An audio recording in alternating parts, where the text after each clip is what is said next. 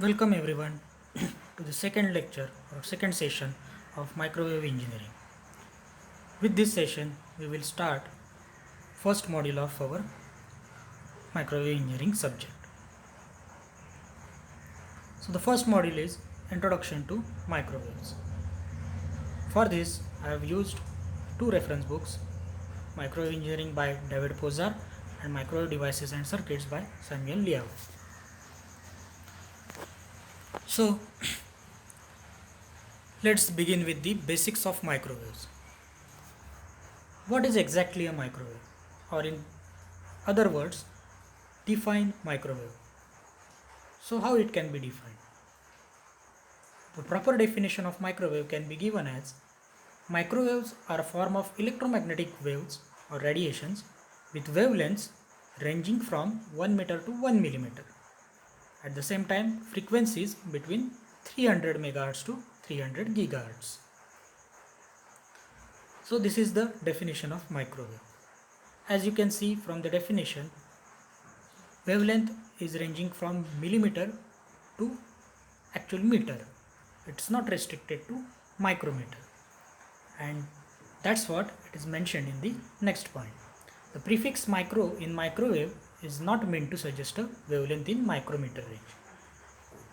Rather than it indicates smaller wavelength compared to the radio waves which were used prior to this microwave technology. So even though the name is microwave, it has nothing to do with the micrometer range of the wavelength. Rather, it is just an indicative term of having a smaller wavelength compared to previous radio waves. Smaller wavelength means higher frequency. Apart from this, there are several other characteristics which differs microwaves from previous radio waves. Like microwaves can travel line of sight. Radio waves with lower frequencies cannot do that. Then microwaves do not get diffracted around the hills. In your previous semesters, you might have come across several concepts like reflection, refraction, diffraction. These phenomena affect the propagation of radio waves. They degrade the quality of radio waves. So this problem is not occurred in the microwaves because of its high frequency. Then microwave also do not follow the earth's surface compared to radio waves. Also, microwaves do not reflect from the ionosphere. Ionosphere is a environmental layer above the earth's surface which reflect the radio waves when they are incident on it. But microwaves, since they have very high frequency, they penetrate that ionosphere, so they can be used for satellite communication also.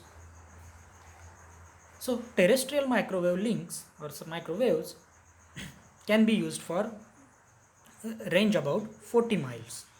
So for example, in mobile communication, our base station has a range of about 40 miles, or it may be less than that also, depending on a user capacity. Now let's move to the next point. Let's see the entire frequency range of the microwave spectrum. In this slide, you will see the frequency spectrum of a microwave transmission. As you can see, frequency spectrum is starting with 3 kilohertz to gamma rays, where each band specifies a specific frequency range. Like first band is specifying, let me show, the first band is specifying radio waves frequency range from 3 kilohertz to up to 300 megahertz. From 300 megahertz to 300 gigahertz, we have our area of interest, that is microwave. From 300 gigahertz, several other bands are existing like infrared, visible spectrum, ultraviolet, UV rays, X-rays and gamma rays. So our area of interest is 300 megahertz to 300 gigahertz. Now this large frequency range is subdivided in several sub bands. We will see them later on. So the frequency range 300 megahertz to 300 gigahertz. Although it is available for microwave transmission, most of the applications or common applications are within the range of 1 to 40 gigahertz. This entire frequency range of 300 megahertz to 300 gigahertz, as I said previously, is divided into several smaller bands by Radio Society of Great Britain. We will see those bands in the upcoming slides in tabular format. So to begin with, in this particular table you can see 1 gigahertz to 2 gigahertz frequency range is designated as L band. Corresponding wavelength is also shown in the table in the last column. Like that, 2 gigahertz to 4 gigahertz is designated as S band, and its wavelength is also shown as 7.5 centimeter to 15 centimeter. Like this, there are several other bands like C band, X band, and each band has its own frequency range and wavelength range. Now you can see KU band, K band, KA band, Q band, and U band also. There are so many more bands like this: V band, W band, F band, and D band. Further above D band, there are also other bands, but those are not shown in this particular video or slides. Now, the importance of dividing this spectrum into smaller bands is that each band corresponds to a particular application domain. Like, if we talk about L band is primarily used for mobile communication. We know that mobile communication has a frequency in the range of 900 megahertz or 1.8 gigahertz. So it falls within the L band. Similarly, S band can be used for, let's say, radar communication. C band can be used for satellite communication. Our experimental setup test benches are used for 8 to 12 gigahertz, which falls in the X band. So each band has its own application areas. All these applications are separated using these bands. So in the broader aspect, this entire frequency range is divided into 3 megabands, that is UHF range, SHF range, and EHF range, which are further divided into smaller bands as seen previously. Now, above 300 gigahertz, Earth's atmosphere absorbs these electromagnetic radiations, and that's why they are not useful for communication. If we go further away from that atmosphere, then again it becomes available. Now this is about the frequency spectrum. Now let's see why we should use microwave frequency range for communication. The first advantage of microwave is that it has a very large bandwidth. Now we have seen the frequency range starting with the megahertz up to several gigahertz. So you can see there is a very large amount of frequency are available to communication. Now bandwidth of a microwave is larger than most common low frequency radio waves. Now how it is advantageous? Bandwidth is directly related to amount of information exchanged between transmitter and receiver. So more the bandwidth, more the amount of information that can be exchanged. And that's why microwaves are used for point-to-point communications, that is line of sight communication, where you can exchange large amount of data in very short time.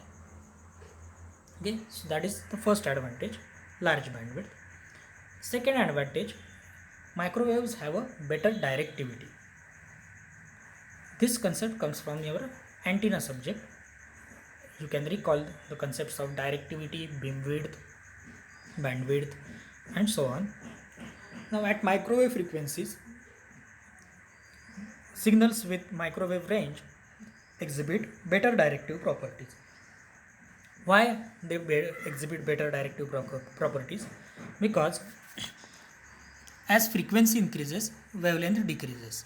Now how I can say that? We have a relation C is equal to F lambda.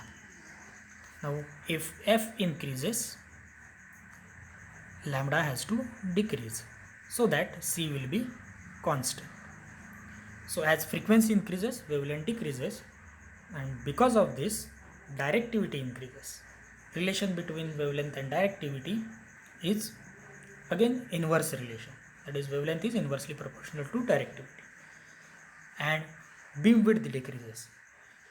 Because of this, we can direct our transmission in a particular direction, and it will be a very accurate transmission. Because of this, it is easier to design and fabricate high gain antenna in microwave. Smaller beam width, larger bandwidth, and larger directivity are the essential part of a high gain antenna, and that's why it is easier to design them in case of microwave frequency range. Now let's move on to the next advantage, the small size of antenna. As we have seen, as frequency increases, wavelength decreases. Similarly, as frequency increases, height of antenna also decreases. Height of antenna is inversely proportional to the transmitting frequency. You can find this relation in the mobile communication system subject also. Thus, in microwaves, as we have very large frequency range, our antenna size becomes smaller. That's why in our mobile phones we have very small antenna. Then next advantage is low power consumption. Another relation between a frequency and higher frequency is that higher frequency signals require very less power for propagation. Lower frequency require much higher power for propagation. As microwaves have high frequency, thus they require very less power. Then the last advantage is the effect of fading. Fading is a concept which is found usually in the radio propagation. Due to fading, signals degrade as they travel along the path. Now, effect of fading in microwave is not that much substantial. As microwave can travel line of sight, the effect of fading is very less. While at low frequency signal, layers around Earth causes the fading of the signal. So that's why microwaves are preferred over the low frequency radio waves. So this is about advantages of microwaves. Now we will see general applications of microwaves. You can explain microwave applications in several formats, like respected to each band you can explain application, or with respect to application areas you can categorize them in different categories. So there are many industrial, scientific, medical and domestic application of microwaves. The great example in our daily life that we see is the microwave oven, which we use for cooking our food or baking our food.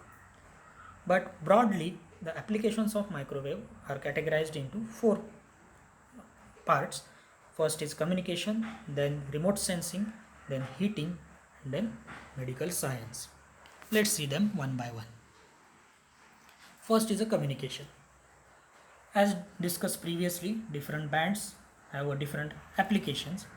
One of the band, that is L band, is used for communication, primarily for mobile communication. As they have a shorter wavelengths and smaller antennas, microwaves are used in case of mobile communication in the frequency range of 1.8 GHz or 900 MHz. Also, these waves can be used in case of satellite communication also. So that because of use of microwaves, satellite can communicate with the stations on the Earth by penetrating through the ionosphere present above the Earth's surface. Then apart from satellite and mobile, military and army also uses microwaves in IR communication. They use X band, Ku band for the IR communication. So satellite, radar, mobile or military, all these applications come under communication application of the microwaves. Then let's go to the next application, remote sensing. Most of us are familiar with this remote sensing application. Radar, radio detecting and ranging. Radar is a concept used to illuminate an object using a transmitter and receiver to detect its position and velocity. Okay, we expose a particular object with a microwave signal, and when it reflects from that object, we capture it at the receiver and then detect how further that particular object is. That is the basic concept of radar. So radar uses the microwave frequency range. It is a part of remote sensing. Radiometry also uses microwave frequency range. So this is remote sensing application. Then heating. Microwave signals can be used to heat a particular object. This is primarily used in cooking or baking of food. We have a microwave oven in our kitchen, which is used for this purpose. It uses microwave signals for baking or cooking food. So how does it use? Usually this oven sends some microwave signals which vibrates the electrons present in the food particles. Because of that, energy is generated and heat is generated, and food is baked or it is cooked without heating the external container. As vibration happens inside the food particles, container remains unheated. This is why food can be heated uniformly without heating the container.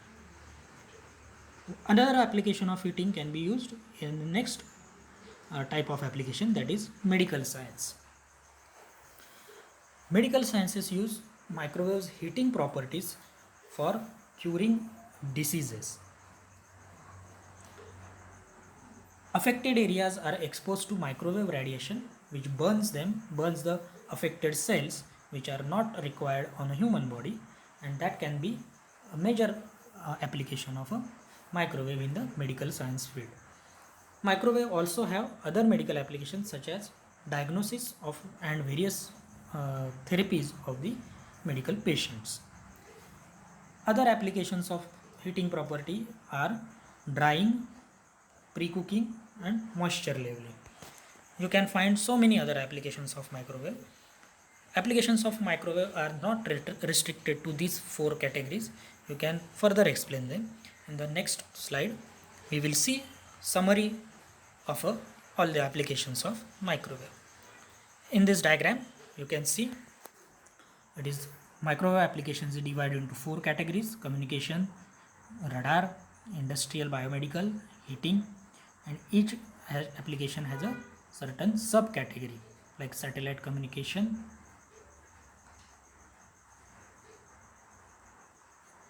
here like satellite communication in communication, air traffic control, aircraft navigation in civilian radar, and surveillance in case of military operations. In biomedical, as we have just seen, curing of diseases, drying, process control, waste treatment, and so on. So many applications are there. And heating for cooking the food, or in case of industrial furnaces, heating property of microwaves can be also utilized. So this concludes our today's session. In this session, we have discussed what is microwave, what is its frequency spectrum, which are the different sub-bands which are present in the microwave, and then we have seen advantages and applications of microwave.